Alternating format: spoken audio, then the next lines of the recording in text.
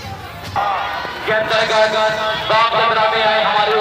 अतिथियों का स्वागत बेहद ही बेहतरीन तरीके से हम बहुत बहुत धन्यवाद देना चाहेंगे इस बार बोला कि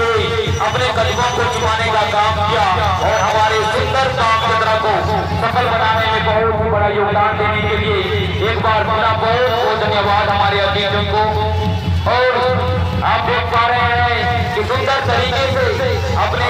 वेशभूषा के साथ ढोल नगाड़ा के साथ अपने पुरखों के बनाए गीतों के साथ अपने सुरक्षित स्थान पर अपने कला का प्रदर्शन करते हुए तमाम गाँव में घोड़ा नजर आ रहे हैं। छोटी सी रिक्वेस्ट होगी हमारे